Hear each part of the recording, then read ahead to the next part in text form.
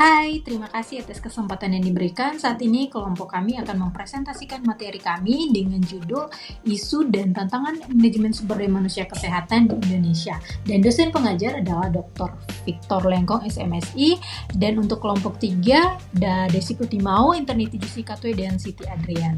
Dan sebagai pendahuluan, untuk manajemen sumber daya manusia sendiri merupakan suatu sistem yang menangani masalah dalam lingkup organisasi serta pemanfaatan dari sumber daya manusia yang berjalan secara optimal, efektif, dan efisien untuk mencapai tujuan dari organisasi sendiri. Dan menurut WHO sendiri, untuk sistem kesehatan yang baik ini bergantung pada bagaimana sumber daya manusia kesehatan yang akan meningkatkan kualitas pelayanan kesehatan.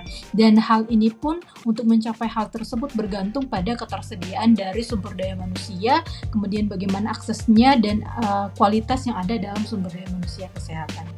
Dan selanjutnya untuk membahas tentang tantangan MSDM kesehatan di Indonesia, ada 4 topik. Yang pertama tentang isu jumlah tenaga kesehatan, kemudian jenis tenaga, yang ketiga ada isu mutu tenaga kesehatan, dan yang keempat ada isu distribusi tenaga kesehatan.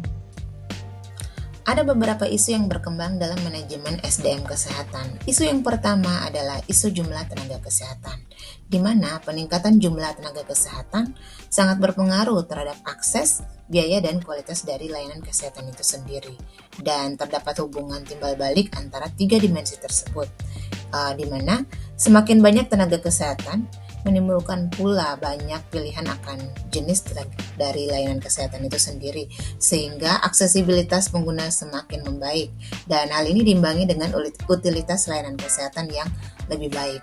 Kemudian dari segi kualitas dan biaya, terjadi kompetisi peningkatan kualitas pelayanan kesehatan sehingga menciptakan situasi keterjangkauan biaya pelayanan kesehatan itu sendiri. Kemudian isu yang kedua adalah isu jenis tenaga kesehatan, di mana semua jenis tenaga kesehatan memiliki kontribusi signifikan sesuai dengan bidangnya.